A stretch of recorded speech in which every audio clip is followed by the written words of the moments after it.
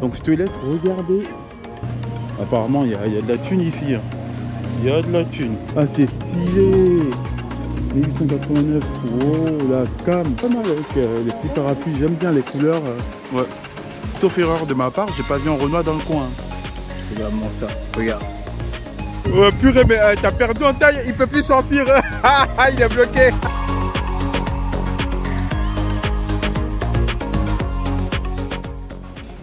Ça, c'est notre ancien bateau de sauvetage. Moi j'adore les répliques des bateaux. On flotte tout le monde. Comme tu veux. Bienvenue sur cette chaîne. Si tu veux voyager sans quitter ton canapé et surtout dans des endroits sous-cotés, sache que tu es au bon endroit. Ici, on va à la rencontre des locaux, découvrir leur mode de vie et surtout dans la bonne humeur.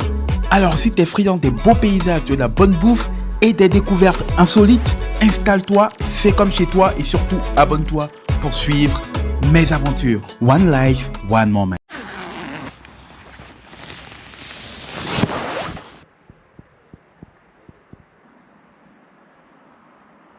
Il y a de la joie. Voilà. C'est pour vous les gars. Il y a de la joie. Et oui les amis, quelles que soient les circonstances de la vie, il faut être toujours joyeux. Voilà.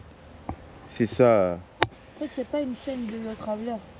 C'est quoi? Ouais, c'est une chaîne de méditation. De méditation, de motivation, un bon petit café ce matin, voilà pour toi. C'est très important. C'est à la caméra maintenant, il fait tout le temps.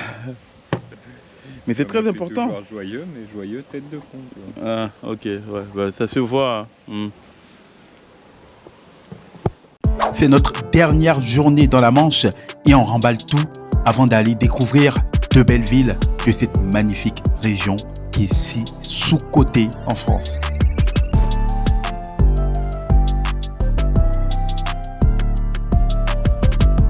C'est la blague.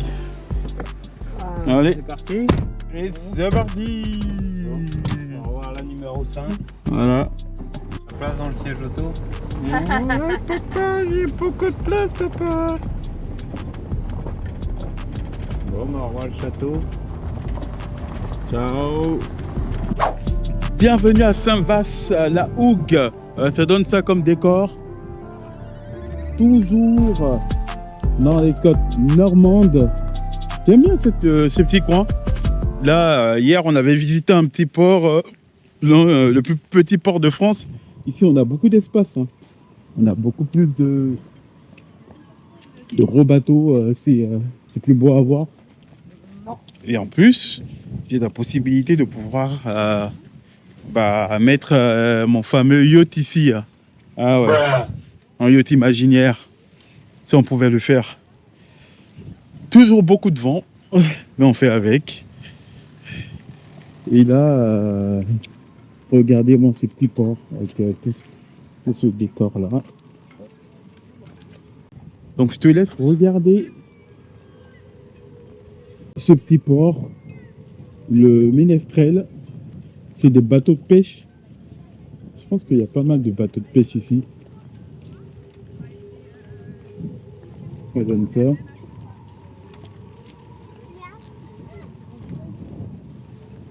Donc on aura l'occasion d'aller un peu plus, rentrer dans ces petites villes là pour découvrir un peu les entrailles de la ville, comme on aime bien le faire.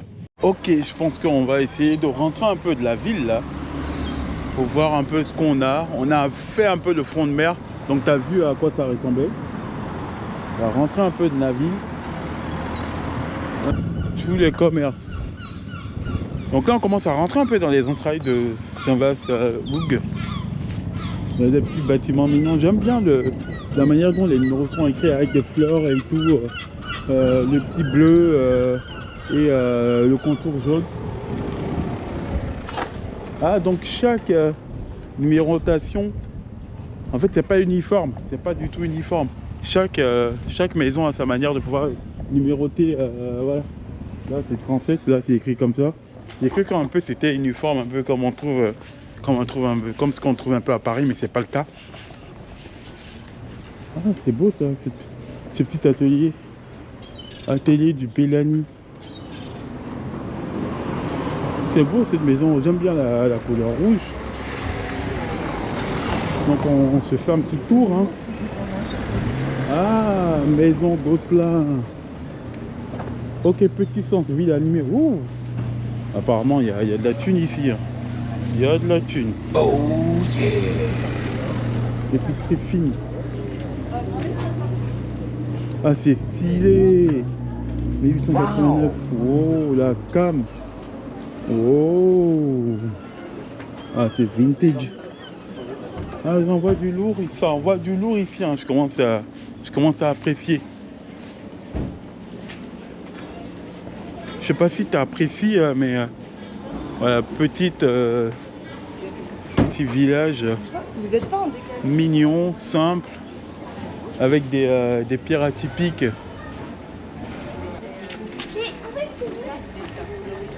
Ouais, pas mal avec les petits parapluies. J'aime bien les couleurs qu'ils utilisent, bleu et jaune soleil. Cité mère Saint-James. En glace de la ferme. Ces petites rues là, ouais, elle est simple, sympa. Ah ouais, avec les fenêtres là, regarde-moi ces fenêtres là. Très beau caractère, c'est particulier. Et les vitres.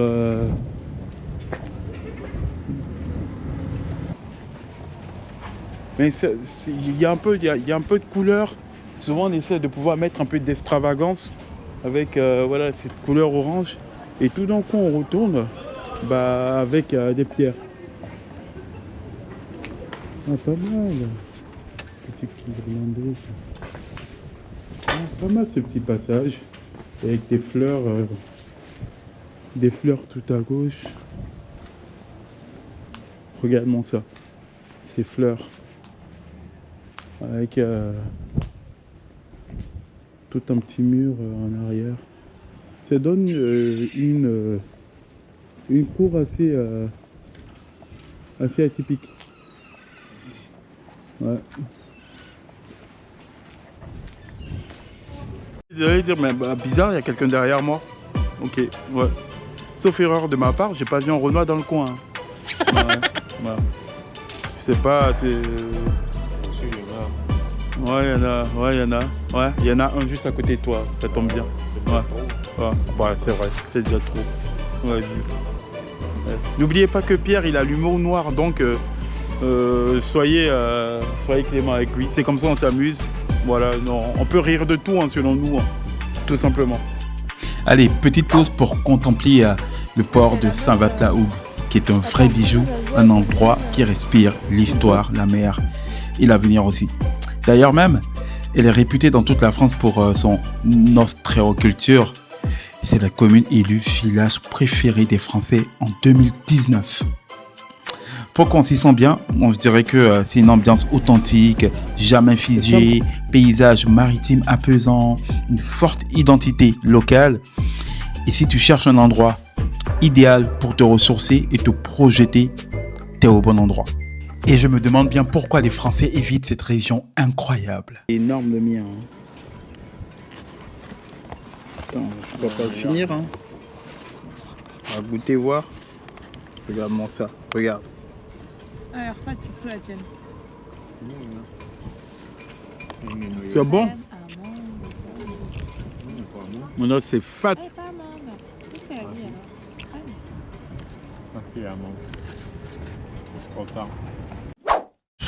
Changement de destination, nous sommes là à 10 km de la ville précédente, nous sommes à Barfleur.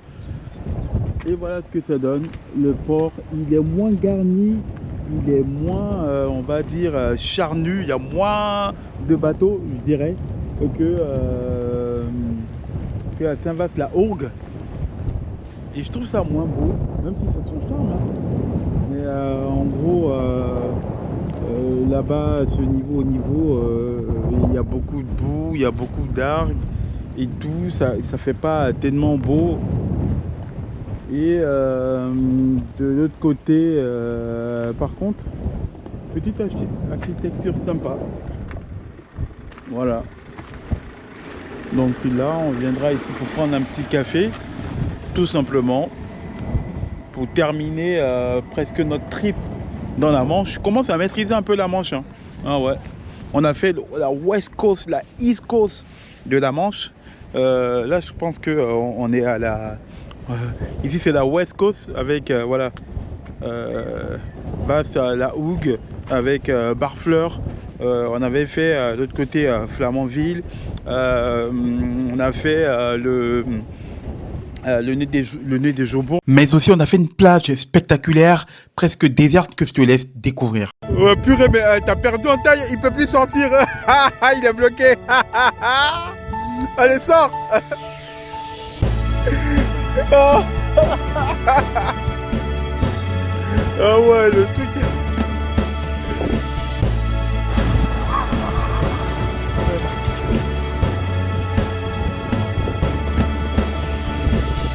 Il s'agit ici de la plage du Rosel. Elle se situe sur la côte nord du Cotentin, dans une petite anse naturelle à l'abri du vent. Ici, pas de grande station balnéaire, c'est intime, authentique et presque confidentiel. Cependant, son caractère sauvage et mythique m'a quand même laissé sans voix.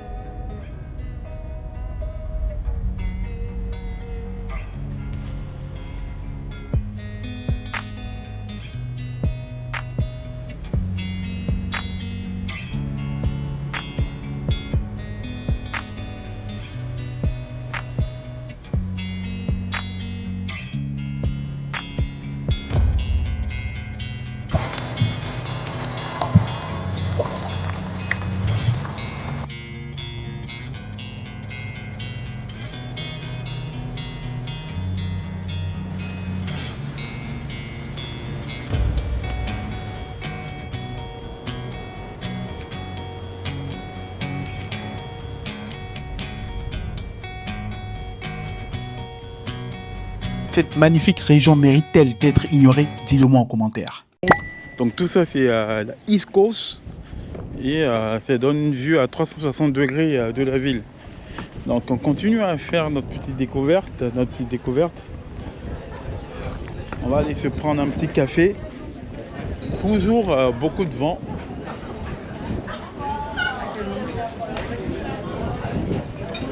Sympa. Donc je te laisse regarder un peu ce que ça donne.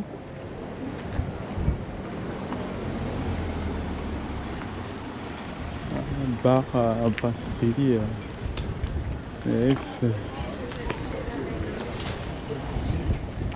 En fait il y a un contraste, c'est tout gris avec des pierres à l'ancienne, avec un peu le vert. Ces petites fleurs là, ça permet de donner un coup de jeunesse hein, au bâtiment. Là on a une petite église. Alors je sais pas c'est quoi, on va voir. Aux soldats et marins de Barfleur. Ok. Ok, pas mal. Alors il y a un brin d'histoire juste là. Barfleur-Manche fait des béatifications de jolies postels, la procession sortant de l'église. Okay. Comme ça.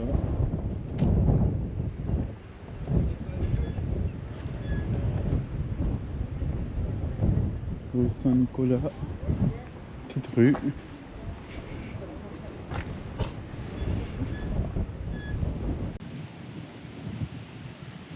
Voilà, petite vue sympa de la mer.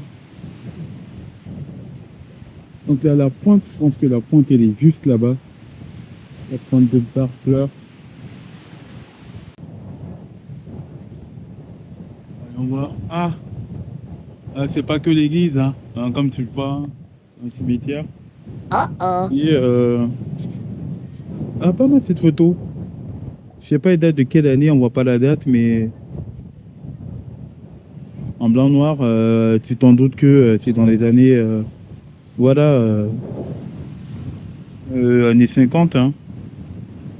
Je sais pas si c'est avant la première guerre ou la deuxième guerre, parce que comme vous le savez en Normandie, il y a pas mal de villes qui ont été détruites et reconstruites.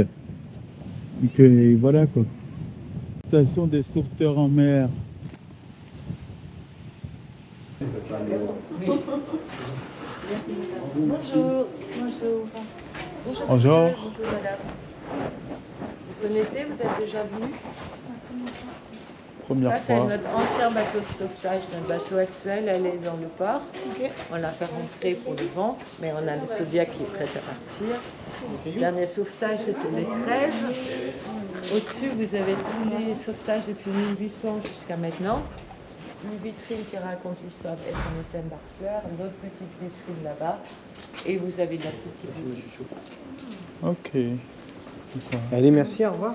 Au revoir. Merci. Tous les sauvetages.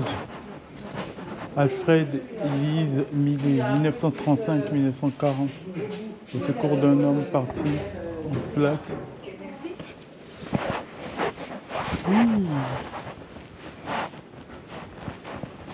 Pas mal cette réplique là. Oui, de douanier.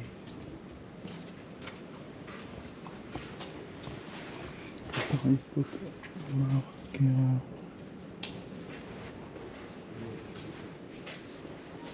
Également, cette réplique là, elle est pas mal. Maquette réalisée ou offerte à la station par F. Simon.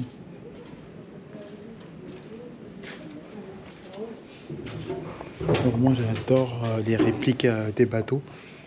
Donc si en plus on arrive à pouvoir les télécommander, moi c'est mon kiff. Regarde-moi, c'est un ancien bateau de sauvetage comme elle a évoqué. Ah, il est immense.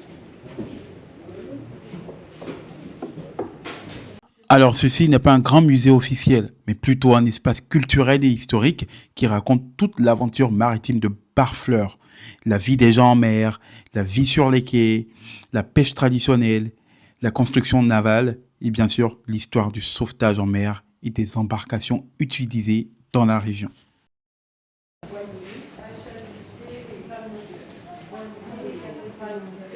Pas mal, c'est des petites bottes. Je me demande bien. SNSM.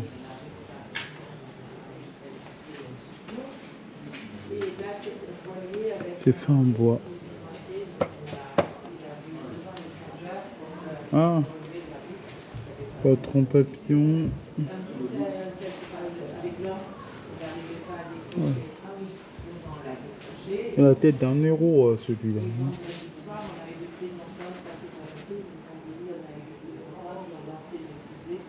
Ah oui? Les fusées de Le léopard. mettre ça en introduction de la vidéo. Tu sais comment la vidéo commence? Pierre qui prend la caméra. Ouais, je vais chier.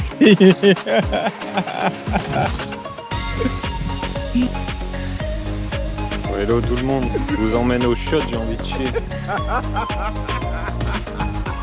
Oh purée. Je vais mettre ça juste au début de la vidéo, ça va capter l'attention des gens.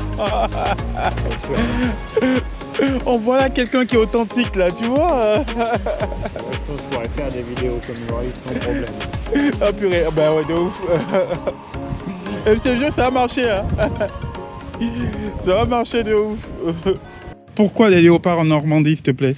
Les léopards sur le drapeau normand, 2 léopards, gueule ouverte, toute griffe dehors, en couleur or sur champ de gueule rouge. Ces léopards ont pour origine Geoffroy de Plantagenet qui devient duc de Normandie à la suite de son mariage avec Mathilde. Ouais. Dernière descendance connue de Guillaume le Conquérant. Mais Et son symbole était le léopard. ok. Il l'a reporté sur le drapeau du Oui, non, c'est sûr symbole qu'il de sa famille était le léopard et ça a été reporté sur le symbole. un membre de sa famille était quoi? Bah le membre, Ouais, l'emblème de sa famille c'était C'était le léopard. léopard. Ah, c'est sûr qu'ils ont fait un tour au Congo, hein. C'est clair, hein. Je sais pas si c'était copain au roi Léopold, Léopold II. Après sa forme évoque la voile gonflée d'un dracard viking, symbole de conquête. C'est Roland Garros, la orange. La forme du. C'est vrai. Ah ouais? Ah. Ouais, je vois. Ok, bon, maintenant tu sais l'origine hein, du drapeau normand. C'est fait. Allez, là on se prend un petit café sympa sur une terrasse. Elle met la caméra sur moi, c'est moi l'objectif. Hein. Et personne d'autre. Ah ouais, loin de moi, j'aurais dû dire. Ouais, mais comme tu as dit, c'est dommage qu'on n'ait pas partagé les mêmes centres d'intérêt. Après, à des coups comme ça marche. Hein. Chacun. Les voyages, découvrir un Ça fait partie des centres d'intérêt. Hein. Il y a des gens qui n'aiment pas voyager. Moi, je connais des. Pas voyager en couple. Ouais, il y a des gens comme ça qui restent ancrés même dans leur zone de confort. Ils ne veulent rien découvrir. Et ça, si tu es vraiment. Qu'est-ce que. Pendant qu'on parle, il y a Pierre qui est en train de caresser de ouf le micro avec beaucoup de sensualité. C'est merde. C'est quoi le délire? C'est merde.